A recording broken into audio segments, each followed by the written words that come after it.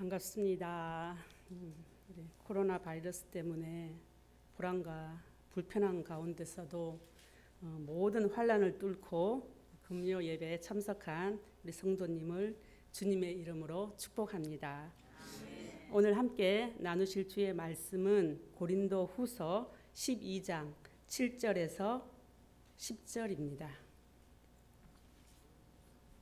고린도 후서 12장 7절에서 10절입니다.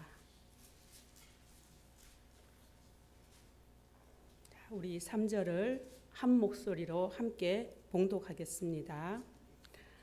여러 계시를 받은 것이 지극히 크므로 너무 자만하지 않게 하시려고 내 육체에 가시 곧 사탄의 사자를 주셨으니 이는 나를 쳐서 너무 자만하지 않게 하려 하심이라. 이것이 내게서 떠나가게 하기 위하여 내가 3번 주께 간구하였더니 나에게 이르시기를 내 은혜가 내게 족하도다. 이는 내 능력이 약한 데서 온전하여 짐이라 하신지라. 그러므로 도리어 크게 기뻐함으로 나의 여러 약한 것들에 대하여 자랑하리니 이는 그리스도의 능력이 내게 머물게 하려 함이라. 아멘. 그러므로 내가 그리스도를 위하여 약한 것과 능력과 궁핍과 박해와 공고를 기뻐하노니 이는 내가 약한 그때의 강함이라. 아멘. 오늘 이 본문 내용을 가지고 육체의 가시라는 제목으로 함께 은혜를 나누고자 합니다. 오늘 함께 나누실 고린도 후서는 바울이 전도 여행 중에 세운 교회입니다. 근데 그 교회가 이방인들이 아주 많았고 하나님의 말씀 구약을 제대로 속지 못한 그러한 상태에서 성령의 어떤 체험을 통해서 많은 사람들이 구원받는 역사가 일어납니다. 그러다 보니 교회 안에는 그들의 방탕한 습관은 여전히 있었고 말씀을 배우려고 하지도 않고 그리고 또 잘못된 복음의 이해와 무지로 이 교회가 굉장히 혼잡하게 됩니다. 그래서 은사자들이 그 은사를 자랑하고 그 은사를 하나님의 귀한 일이 아니라 자랑의 도구로 삼는 일이 생겨나고 또 유대교인들이 들어오면서 율법으로 신앙을 이루는 그러한 교리, 잘못된 교리가 이 교회에 퍼져서 굉장히 그 교회가 분열의 위기에 처합니다. 제가 이 고린도 전후서를 또 한 번씩 이렇게 읽으면서 참 그때나 지금이나 문제 없는 교회는 없는 것 같습니다. 이 땅에서 살아가는 동안 정말 하나님 보시기에 참 문제 없는 교회가 과연 있을까? 참 불가능할 수도 있겠구나 그런 생각을 했습니다. 바울은 고린도에서 많은 사람들을 좋은 사람도 만났지만 여기서 또 아픈 일들을 참 많이 겪습니다. 이후에 고린도에서 전도 여행을 마치고 고린도 교회를 세우고 다른 데를 전도하면서 이 교회 고린도 교회에 대한 소식을 듣게 됩니다. 그래서 서신을 보내게 되죠.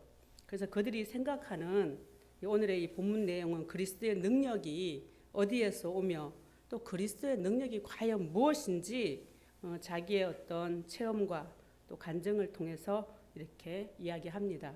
그리고 자신의 어떤 사도됨 그리고 이 바울의 사도된 이 권위를 무시하는 사람들 또 하나님의 이 권능이 마치 아무 능력도 없는 이 바울의 모습이 그들에게 비춰졌던 것 같습니다. 그래서 많이 무시하고 진짜 사도로서 과연 마땅한가 이렇게 사도의 직분을 갖고도 많은 사람들이 바울에 대해서 의심하고 이런 일이 일어났죠. 그래서 바울이 이렇게 얘기합니다. 내가 참 부득이하게 이야기를 하겠다.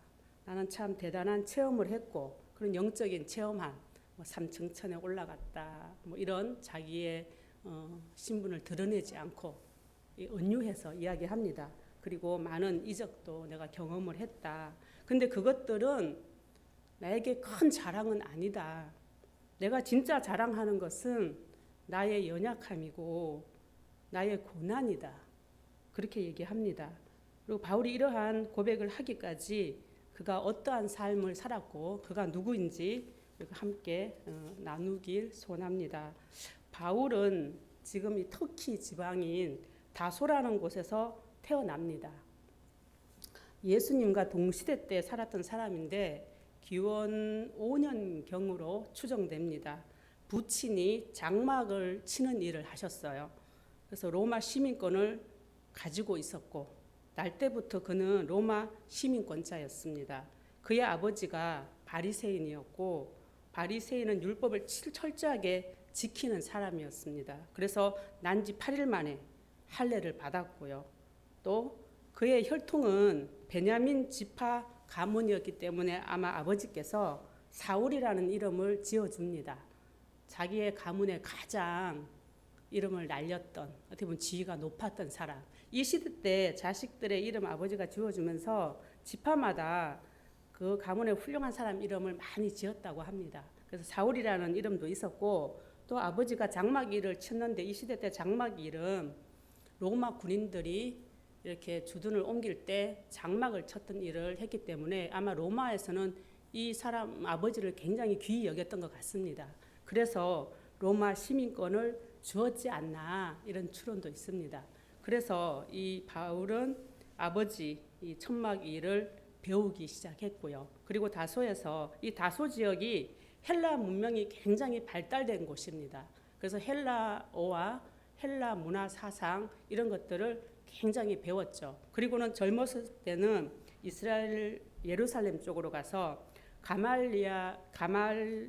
가말리엘의 문화에 들어갑니다. 그래서 유대 조상들의 전통, 유전, 그리고 구약 성서의 해석, 율법의 가르침을 배우게 됩니다. 그리고 철저한 바리새인적 교육을 통해서 철저하게 율법적으로 살아가는 그런 자로 성장하게 됩니다. 모세가 애굽에 자기가 원치 않게 애굽의 공주의 아들이 되죠. 그래서 애굽에 다 애굽적인 지식을 배우게 됩니다. 그리고 그의 어머니가 유모로 들어가서 히브리식 또 자기의 정체성을 알게 하죠. 그리고 하나님의 그 여호와의 신앙을 배웠던 그 모습이 마치 서로 비슷하게 좀 닮아 있는 것 같습니다. 그래서 이 바울은 나자마자 이름이 두 개입니다. 이 바울과 사울이라는 이름을 쓰게 되죠. 그리고 이 시대 때 요쯤에 이제 예수님께서 부활하시고 성천하신 후에 제자들의 수가 얼마 남지 않고 조금밖에 남지 않은 이 시대 때 오순절 성령 세례 사건 이후에 갑자기 늘어납니다. 베드로가 설교하고 했을 때 많은 사람들이 회개하고 회심하게 되죠. 갑자기 몇천 명으로 막 불어나게 됩니다. 이때 유대교에서는 예수를 믿는 자들을 핍박하기 시작합니다. 스데반이 공회에 끌려가게 되고 그 끌려간 스데반이 그 대사장들 앞에서 복음을 전파하게 됩니다. 그래서 그들이 성 밖으로 끌고 가서 돌로 쳐 죽이는 그러한 일을 벌이게 되죠. 그 자리에 바울이 있습니다. 그리고 바울은 누구보다도 예수를 믿는 그 제자들을 잡아서 옥에 가두고 핍박하는 일에 앞장섰던 사람입니다. 그래서 바울은 대제사장의 허락을 받고 이제 다메섹으로 가게 됩니다. 다메섹으로 가서 예수의 복음의 증거자들을 잡기 위해서 막 가는 거죠. 그 가는 중에 다메섹에 가까이 왔을 때 하늘에서 큰 빛이 이렇게 비춰지고 그는 말에서 땅으로 떨어지게 됩니다. 그리고 하나님의 음성을 듣게 되죠. 우리가 잘 아는 사울아 사울아 네가 왜 나를 핍박하느냐 이 음성을 듣게 됩니다. 그리고 눈이 멀게 돼요. 사흘 동안 먹지도 못하고 마시지도 못하게 됩니다. 그때 이 다메섹에 아나니아라는 제자가 환상 중에 주님의 음성을 듣습니다. 야 어디 가면 바울이라는 자가 숨어 있는데 가서 만나라. 그랬더니 이 아나니아가 주님 그 자는 예수를 핍박하는 자인데 어떻게 얘기를 합니다. 그때 주의 음성이 이선 내 이름을 이방인과 임금들과 이스라엘 자손들에게 전하기 위해 내가 택한 나의 그릇이다. 이렇게 음성을 받게 되죠. 그래서 이 아나니아가 바울을 찾아가서 안수합니다. 그래서 눈이 뜨이게 되고 세례를 베풀고, 그래서 다메섹에 있는 제자들과 함께 복음을 핍박했던 자가 그들과 함께 복음을 증거하는 일에 동참하게 됩니다. 그래서 이후 또 바나바를 만나게 되죠. 그래서 함께 안디옥 교회를 세워 나가게 됩니다. 그래서 안디옥 교회의 직분자들이 이 바나바와 바울을 이방 선교를 위해서 선교 여행을 보냅니다. 그래서 두 사람이 선교 여행을 떠나게 되죠. 근데 이 바나바는 성경에 어떻게 기록됐냐면 이 별명이 위로의 아들이에요. 굉장히 착한 사람, 그래서 굉장히 성품이 좋은 사람인데 바나바와 싸우게 됩니다. 싸우게 된 이유는 바나바가 마가라는 조카가 있었는데 같이 가자. 그랬더니 바울이 이 바가가 전에 나와 같이 가려고 했는데 나를 떠난 자다. 나 함께 할 수 없다. 그래서 심히 다툽니다. 그래서 이 사도행전 15장 39절에 보면 심히 다투어 이 단어가 파록시스모스 이런 뜻이라고 합니다. 그 뭐냐 매우 분노하고 막 성냈다는 겁니다. 그래서 우리가 여기 보면 바울의 성격이 그닥 좋은 성품은 아니었을 수도 있겠구나.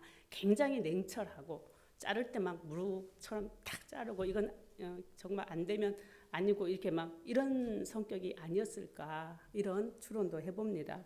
그래서 이 바울은 전도 여행 중에 많은 사람들하고 결별합니다.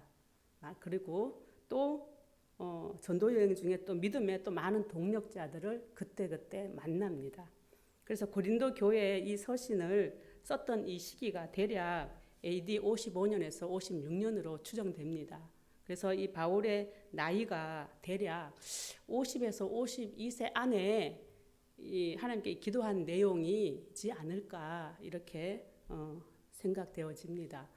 그래서 보통 50세 이렇게 넘어서면 사람들이 갑자기 성격 이상해질 수도 있습니다. 호르몬의 변화가 올 수도 있고 또 삶의 육체가 그렇잖아요. 마음대로 안 되는 이제 고통이 서서히 오는 그런 시점이죠. 그래서 바울이 이제 복음을 증거하는데 너무 힘든 부분이 있는 겁니다. 그래서 그 아주 고통스러운 부분이 있었는데 그것 때문에 3번 하나님께 기도했다고 이렇게 나와 있습니다.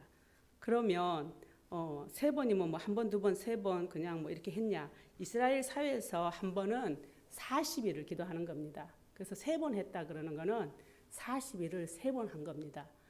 그리고 이 바울은 여기 7장에 보면 왜 이 내 고통을 주셨는지 나는 첫 번째 아마 응답을 받았을 수도 있을 겁니다. 내가 자만하지 않기 위해서 아마 주셨을 것이다. 그러면 이 고통이 어디서 비롯됐고 또 왜 이런 고통을 주셨는지 알았지만 기도했다는 건 그럼에도 불구하고 너무 힘들었다는 거죠. 그래서 이 육체의 가시 그것을 없애달라고 하나님 앞에 이제 기도합니다. 근데 하나님의 이제 응답이 옵니다. 참 그 하나님의 응답은 내 은혜가 내게 족하다. 이런 응답이 옵니다. 이 육체의 가시에 대해서 학자들의 의견이 3가지가 있습니다. 첫 번째는 다메섹 그 도상에서 그 빛을 너무 환한 빛을 봐서 눈이 멀어서 그 이후로 시력이 점점 안 좋아져서 아마 안질이 심했을 수도 있다. 이런 론이 있고요. 둘째는 이 시대 때 사단의 사자라는 별명의 병이 있었습니다. 그건 간질이었다고 합니다. 그래서 간질이 복음에 방해가 됐을 것이다. 전하러 막 다니는데 갑자기 간질 때문에 막 입에서 막 거품 나고 쓰러지면 너무 힘들었기 때문에 아마 간질이 아니었을까. 그리고 3번째는 자신이 제어하지 못하는 어떤 성격, 기질이 아니었나 이렇게 생각하는 사람도 있고 환경이나 또는 그를 괴롭게 하는 사람들이 아니었을까 이렇게 생각하는 그런 학자들도 있습니다. 육체의 가시라는 의미는 평생 그것을 가지고 가야 된다는 뜻입니다. 잠깐 없어지는 게 아니라 그 상태로 쭉 죽을 때까지 가야 된다는 거죠. 굉장히 고통스럽죠. 이 육체의 가시라고 표현한 것은 마치 가시가 진짜 살에 이렇게 탁 박혔을 때 어떤 고통, 그만큼 괴로운 겁니다. 그래서 이 기도를 하는 가운데 이 응답을 받고 이제 바울은 그 응답에 대해서 하나님께서 이렇게 풀이해 주신 그 내용을 다 듣고는 이게 그렇게 나쁜 것만은 아니구나, 감사할 일이구나 이렇게 고백합니다. 여기서 내 은혜가 내게 족하다고 나와 있는 이 내 은혜는 하나님께서 우리에게 주시는 그 은혜, 헤세드를 얘기합니다. 은혜는 하나님 주신 은혜는 헤세드인데 이거는 하나님의 어떤 긍휼, 자비, 용서 이런 것이 포함되어 있습니다. 그래서 이 헤세드와 세트로 이렇게 딱 붙어 있는 단어가 있는데 그건 진리입니다. 그래서 우리가 교회를 은혜와 진리 이렇게 얘기를 하죠. 그래서 이 은혜는 우리가 하나님 앞에 나왔을 때 회개하면 할수록 그 하나님의 은혜가 내 안에 더 충만하게 들어옵니다. 그래서 교회에는 회개를 통한 구원 그리고 이 말씀의 진리가 항상 교회의 기반이 되어 있어야 됩니다. 그래서 우리가 가끔 이 오해하거나 착각하는 부분이 있습니다. 하나님의 은혜와 그 은혜를 드러내시기 위한 은혜의 선물인 이 땅의 것, 사람, 물질, 건강, 그 재능을 은혜라고 생각하는 사람들이 있습니다. 그것은 하나님께서 용서의 긍휼의 은혜를 드러내시기 위해서 회개 후 용서의 선물로 건강이 좋아지거나 일이 잘 될 수 있습니다. 근데 그것은 선물이지 그 은혜 자체는 아닙니다.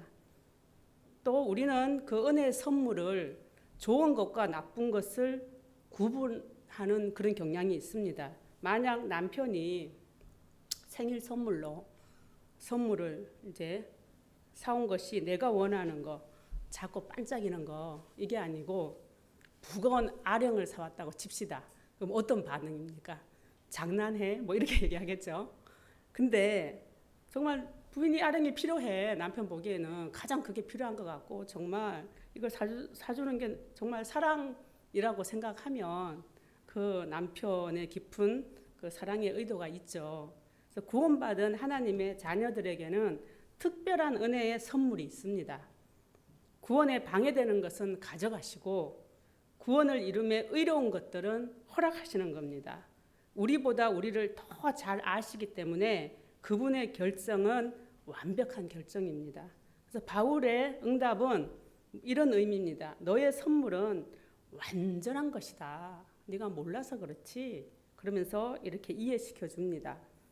바울은 그 구원을 이루기 위해서 그 육체의 가시를 주셨고 또 그 가시를 통하여 육체의 연약함으로 하나님만 의지하고 엎드릴 때 그 모습이 온전하다는 겁니다. 온전한 모습. 하나님이 인간을 창조하실 때 원래 태초의 인간의 모습은 그랬다는 겁니다. 하나님만 의지하는 거. 자기 힘이 아니라 하나님 안에서 모든 것을 공급받는 삶. 그 모습이 온전한 모습이다. 그걸 이루시기 위해서 그 육체의 가시를 가장 특별한 선물로 주셨다는 겁니다. 그것을 깨달은 자들은 고난이 하나님께서 주시는 특별한 선물임을 알기 때문에 기뻐하고 자랑합니다. 그래서 뭐 병을 기뻐하고 자랑해서 신나고 막 떠들고 이런다는 뜻이 아니라 슬퍼하지 않는다는 겁니다. 그리고 그걸 숨기지 않습니다. 그리고 지배당하지 않고 담대하게 지내는 것입니다. 그런 자들은 그리스도의 능력이 그 안에 머물게 되어 있습니다. 여기서 머물다는 뜻은 하나님께서 장막으로 덮으신다는 뜻입니다. 하나님의 그 장막으로 덮어 있는 자들은 완벽한 보호를 받습니다. 하나님의 장막은 성령의 임재이고 천국을 상징합니다. 내 안에 주님만 꽉 찬 상태, 이것이 온전함입니다. 그리고 그 온전함이 이루어지면 그 샬롬, 평안이 이루어지는 거죠.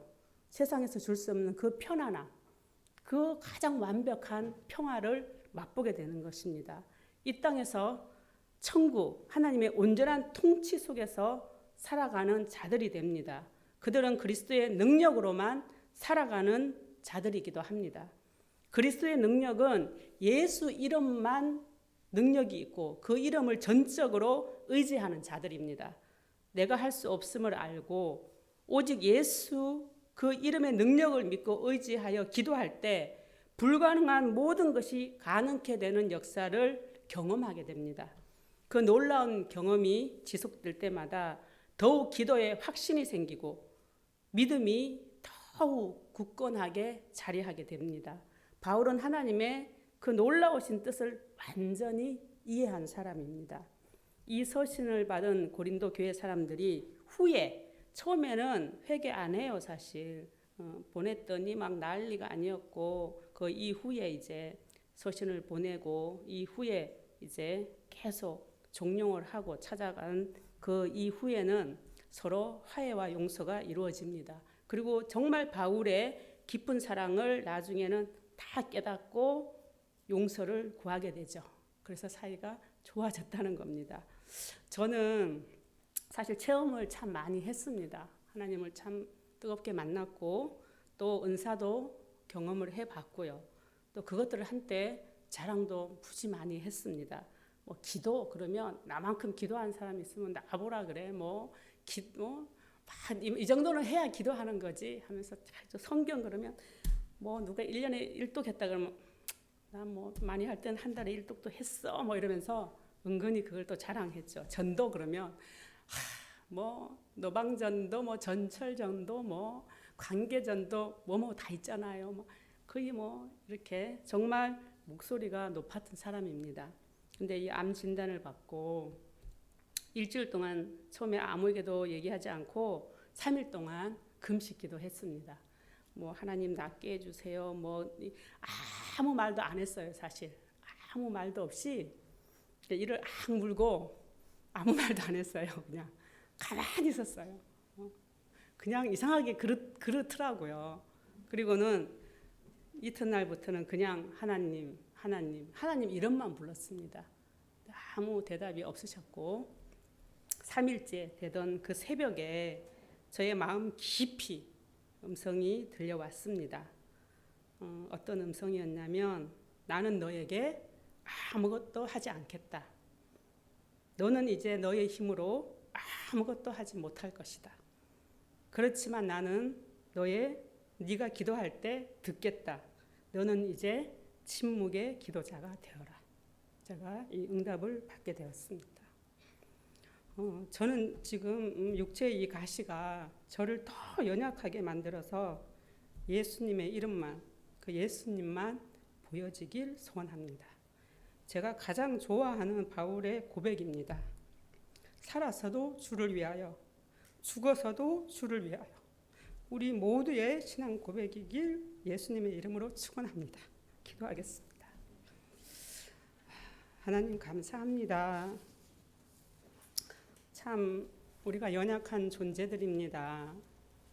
하나님 그럼에도 불구하고 하나님께서는 우리가 연약해야 마땅하다고 그래서 하나님을 의지해야 온전한 거라고 말씀하십니다. 우리가 더욱 하나님 안에서 우리 연약함을 고백하여 온전히 하나님을 의지하는 온전한 자들 되게 하여 주시옵소서. 우리 그 연약함 가운데 주님의 놀라우신 역사가 우리를 통하여서 주의 그 강하심이 드러나게 하시고 우리가 할 수 없다고 고백할 때마다 능하신 하나님, 못할 것이 없으신 그 놀라우신 하나님의 능력이 우리를 통하여서 세상 가운데 드러날 수 있도록 도와주시옵소서. 감사합니다. 우리 구주 예수 그리스도 이름으로 기도 드리옵나이다. 아멘.